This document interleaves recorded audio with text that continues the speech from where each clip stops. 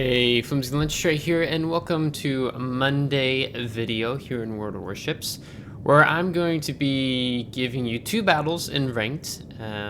Here with the new Research Bureau, American Tier 9 battleship, but has an identity crisis because it has cruiser guns, the USS Illinois.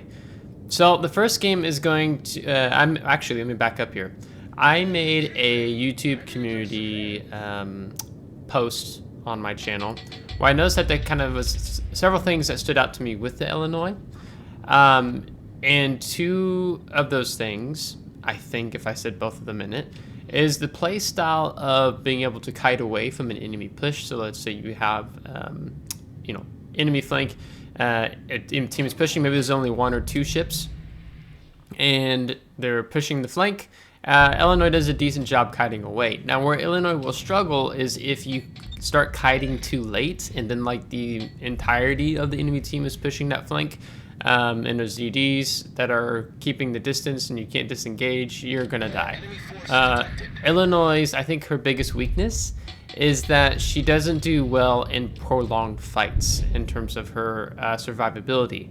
Now, part of that is part of in the fourth slot. Rather than taking the damage control modification 2, I think it is, I have the propulsion modification, which I've actually really liked. But at the same time, when I get in fights where I can't really disengage and I'm just caught out in the open, or I disengage from a flank too late, the longer burn times in that don't do me any favors, because I'm just eating that much more damage. So that's something I've been toying with back in my mind. And then there's something in the second battle I'll talk a little bit more regarding the build. Something else I'm going to be curiously probably checking out. But two things I noticed that Illinois does really well is that, one, she kites well when given time, as I'm trying to catch the St. Louis out here if it goes into the channel with my AP, if I'm fast enough. And then the other thing that she does is the game that I'll tag at the end of this video was the top tier monster. We were versing tier 7s. We did a ridiculous amount of damage that game.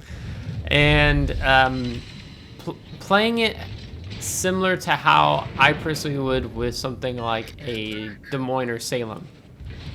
Utilizing islands, pushing up, being aggressive, playing unfairly. Like, with Des Moines and Salem, like, you really want to be playing around islands a lot, so the enemy doesn't always have shots on you. And that's kind of similar to how the other play style I like to play with Illinois. So either I'm taking more of this kiting posture, like I'm going to now, or two, I'm utilizing islands to close the distance or draw into the fight to get more use out of these 2 and 3 millimeter guns, all 12 of them. Mind you, to do a lot of damage, because really it's, to me, it depends on what class of ship you're firing at. You're going to struggle firing at destroyers once they're like 13 kilometers and further away, especially if it's something like a Kleber or Marcel. But getting underneath that, particularly even for cruisers and battleships, that's what I really like a lot. Now, here in this game, I saw an opportunity maybe to catch St. Louis out off guard, and I'm sitting here preventing him from reversing out, so I'm kind of keeping him trapped in his position if he's has the map awareness. The second thing I'm doing is I want to draw the Pomeran from going mid, and I want to draw him out here and do a kiting away. Now, unfortunately, in this situation, we've lost our Alaska, and I don't remember what the other ship was, but it's not over yet. I am the only one who's spotting the Pomeran. So if I go behind this island, I will lose any spotting capability, and I want to keep Pomeran spotted as he just gets slapped there by, I think, the, was it a Kearsarge?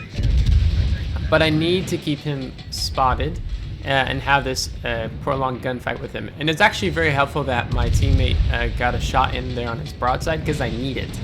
I need the assistance. When you pair up, in this example, an Illinois versus a Pomeran, there is a large health pool difference.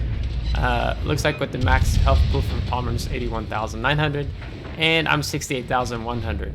So it really means that I have to rely on getting good salvos, not like that one where I dropped shells a bit short, but getting fires too. As you can see, you know, the fire on me is burning, ticking for over, I think it was over 45 seconds because I've taken the propulsion. And I'm keeping the corner of this island where I'm still able to keep visibility on him. Because otherwise, he's going to go dark and able to push up. But the Pomeran's ace of his sleeve is the fact that he's got these secondaries. As I'm still needing to work on my aim a little bit here, but we keep setting him on fire, which is great for us. And we have the Iowa heal. It's a larger heal, which is also very helpful for us. So we're going to be able to get a lot of this fire damage healed back. Now, with Mr. Pomeran here, he actually has Lucians, as he has 47 seconds for full duration fire if we don't have the fourth slot damage control modification too, is that he has Lucians. So now his secondaries are firing even faster, which is not good for us. So it means that we have to keep moving away. Now our Cure Sergeant in the meantime is taking out St. Louis, and our health pool is getting low. We still have 18 seconds before our heal comes up, so this is kind of a do or die. I need the Palmer to get killed here, and because he's pushed in a little bit more this closer, I really want to get his broadside here. Now I'm pretty sure that we have knocked out a fair amount of his secondaries here because they don't seem to be firing as fierce as they were before. So our HE 2 and 3mm HE was doing a good job in taking out multiple of his secondary guns. So we've finished off the Pomeran with 93,000. And my teammates are asking about health, so letting them know, yes, I still have some heals, so we've got 3. So I'll be able to heal back all the fire damage, at least, that I've taken. So I'm expecting to probably get at least 2 full heals off, as our Bismarck takes out the Awami. So it's a 3 versus 2, 2 battleships and destroyer versus 2 destroyers and a battleship. Now, ideally in this situation, when I'm kiting away from that Pomeran, if I had another destroyer on the flank spotting for me where I could put the island between me and Pomeran, that would have been better. But because it's ranked, you don't have that. So you do have to be mindful of your positioning. I had a battle on Sleeping Giant where I moved to defend, I think it's like the AB cap flank, as I fast forward time here. Where I just got the entire enemy team went to that flank, and it was too late for me to actually disengage, and I took so much damage, a lot of potential while the rest of my team had gone mid, so I just kited too late. So now it's the Bismarck and myself versus the Black and the Nebraska here. Nebraska is just around the corner of this island, so you've seen I've been able to get some heals off. My next heal is about to come up.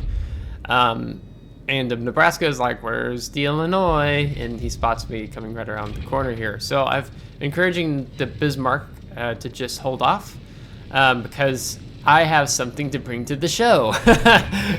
These 203mm guns. So he does set a fire on us. So we're just going to go ahead and use our heal here. We're not going to use a DCP. But we catch Nebraska fully off guard here. He's got no turrets in the back. So I'm going to play to my advantage here, and I'm going to keep it like that. So I'm actually going to turn left here, as I'm still concerned where the Black may be, but I think he's still back in behind the island, not too far away from where he was last spotted. But we're going to just work on getting full pins here. So Nebraska fires at the Bismarck, and the Black just took a shot at us, and we know where he's at. So we're going to stay off to the left here. And also, we're putting the island between us and the Black, which is another reason why I came this direction. So we're going to get all 12 guns here in just a moment. As I'm going to switch back to the armor piercing here, because I'm pretty sure I can get some more penetrations if I aim higher up into that flight deck. But Nebraska takes out the Bismarck, and we avoid the torpedoes as we saw them coming.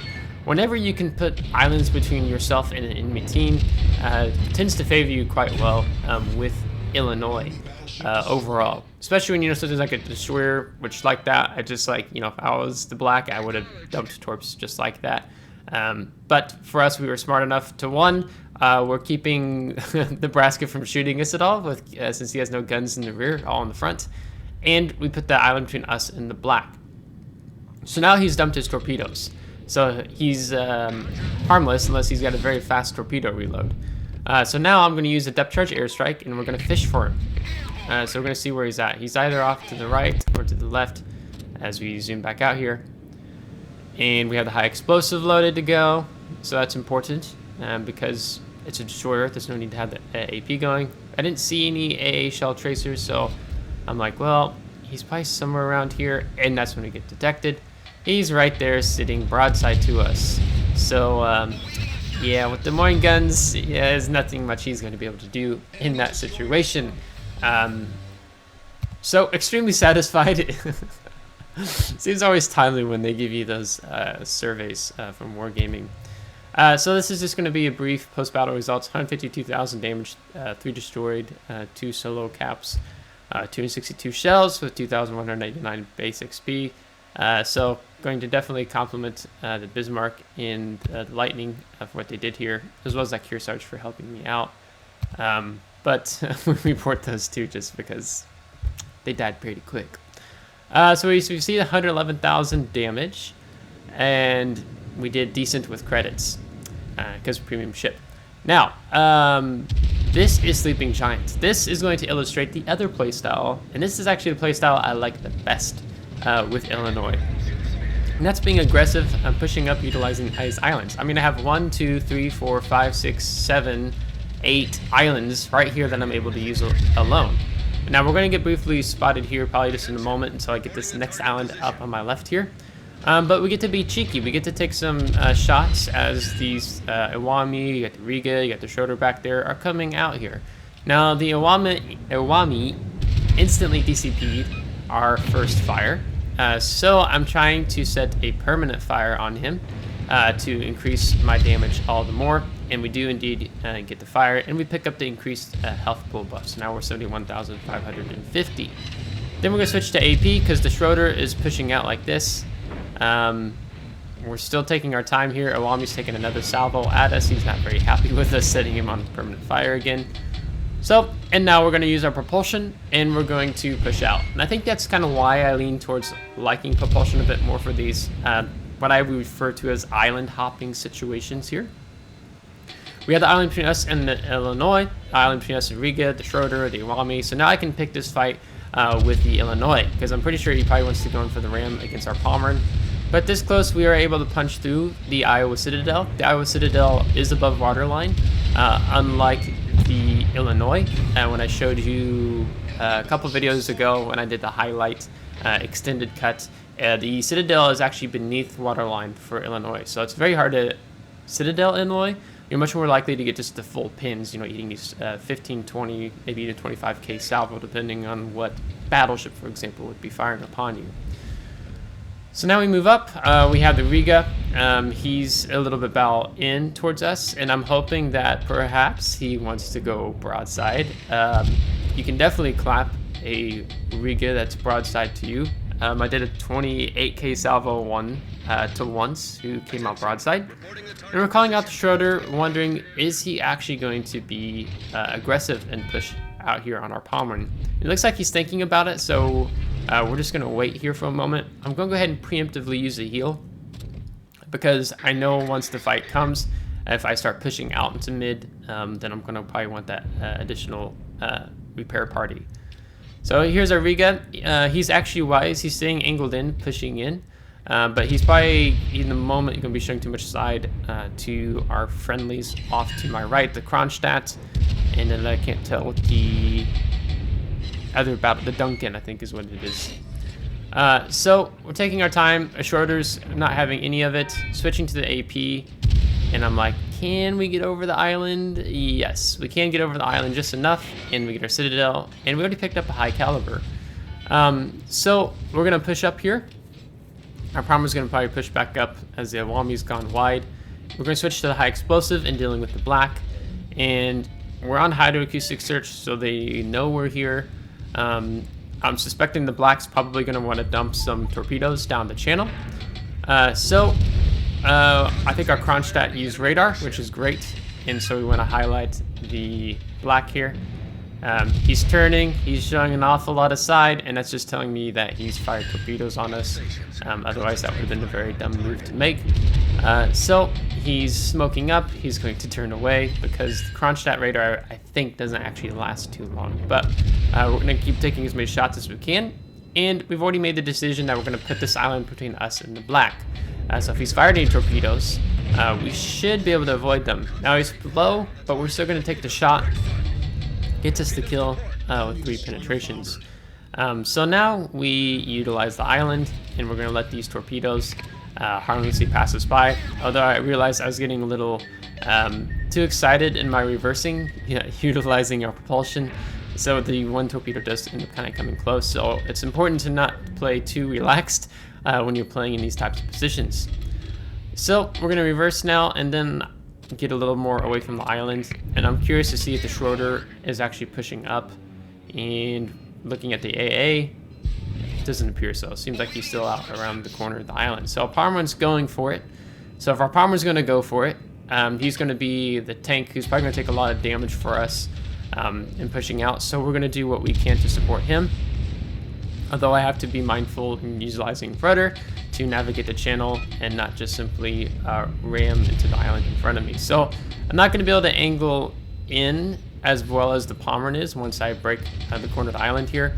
But he's drawing a lot of the attention for us as he takes down the Riga. So I don't expect to take too much damage because I am going to be pulling out broadside here, and I don't have to worry because I know I can't get citadeled.